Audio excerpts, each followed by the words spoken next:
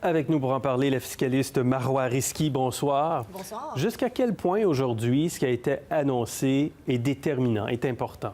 C'est très important, c'est une très bonne entente, c'est un premier pas. C'est pas une entente qui est parfaite en soi, mais c'est pas non plus un rendez-vous manqué. Alors, c'est déjà un premier pas dans la mesure que le gouvernement du Québec va s'assurer à tout moins de percevoir la taxe sur l'hébergement de 3,5 %. Alors, c'est un premier pas, donc ça veut dire que c'est pas tout réglé, loin de là. Absolument pas.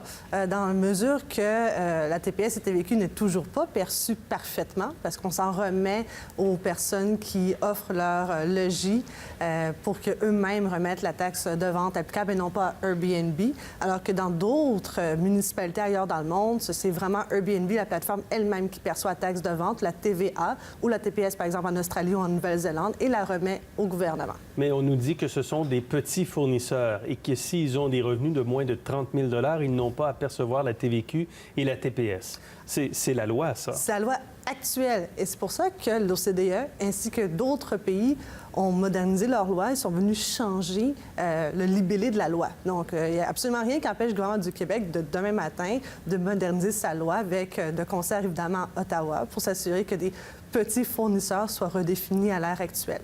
À partir du moment que l'entreprise Airbnb accepte de percevoir et met en place cette perception de la taxe sur l'hébergement, serait-elle donc capable d'aller chercher aussi la TVQ et la TPS? Est-ce que ce serait à Airbnb de le faire? Selon moi, c'est sûr que ça devrait être Airbnb qui le fait. Parce que tout simplement, elle a déjà tous les outils, le mécanisme en place. Elle le fait déjà ailleurs dans le monde. Et c'est pas plus compliqué de percevoir 3,5 % versus 15 %. Oui. Est-ce que, puisque c'est une première au Canada, est-ce que ça va donner une poussée pour développer les autres marchés, Toronto, Vancouver principalement? Absolument. Je pense que les gouvernements de l'Ontario ou même de la Colombie-Britannique risquent de regarder qu'est-ce qui se passe ici au Québec, parce que Airbnb a quand même elle-même dit que c'est quand même 3,7 millions de dollars qui ont été en mesure de donner l'année dernière au gouvernement du Québec. C'est quand même des sommes considérables. Et lorsque l'Ontario va voir que le gouvernement du Québec recueille la taxe de séjour de 3,5 %, elle va probablement se dire, est-ce que nous autres aussi, on a des morceaux à aller chercher auprès d'Airbnb? On entendait dans le reportage de Chouane que beaucoup d'hôteliers semblent assez satisfaits. En tout cas, il y avait des sourires aujourd'hui dans cette salle-là. Est-ce que c'est équitable, l'annonce d'aujourd'hui, pour les établissements hôteliers? Oui, dans la mesure qu'eux autres aussi sont assujettis à la taxe sur l'hébergement, mais non lorsqu'on parle de taxe de vente, TPS, TVQ, parce que, par exemple, un hôtel à Québec, lui, devra facturer la taxe de vente applicable. Oui. Alors ça, c'est l'autre pan qui reste à chercher. Et je vous rappelle que quand je dis que d'autres pays l'ont fait, la France, par exemple, c'est un excellent exemple. À Paris, la taxe sur le séjour, qui est l'équivalent à la taxe sur l'hébergement ici, depuis le 1er octobre 2015, a adopté sa législation. En espace de 3 mois, elle a récupéré 1,2 million d'euros.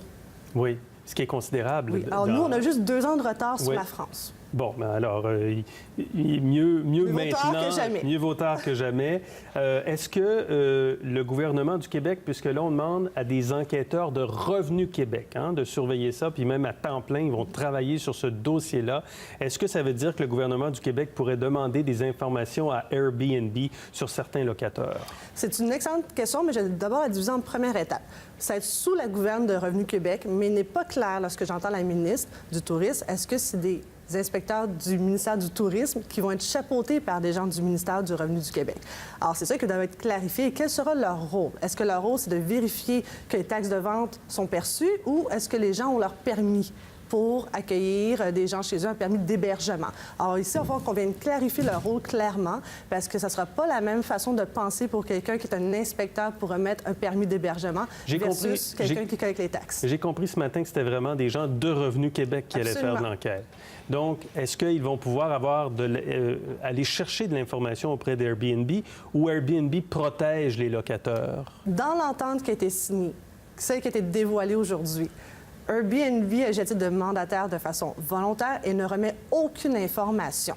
Donc, si Revenu Québec désire avoir plus d'informations, elle devra demander une demande officielle de la part d'Airbnb pour recevoir l'information sur les clients. Mais ce ne sera pas de façon automatique. Il y a des questions qui se posent, bien sûr, sur la présence d'Airbnb dans certains quartiers, puis on l'a entendu aussi dans le reportage. Il y a des questions qui se posent aussi sur les permis.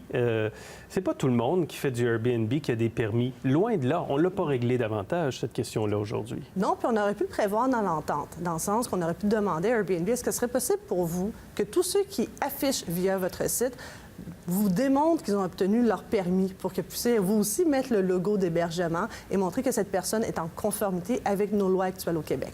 C'est qui les meilleurs dans le monde en ce moment dans l'encadrement d'Airbnb? Je vous dirais que l'Union européenne est très forte, pas juste avec Airbnb, mais tout ce qui est commerce numérique. L'Australie, clairement, montre l'exemple. L'Inde aussi est un pays qui démontre un appétit pour vraiment moderniser ses lois par rapport au commerce électronique, ainsi que l'Israël. Merci beaucoup, Marois Risky. Comme d'habitude, c'est très clair. Merci. Au revoir.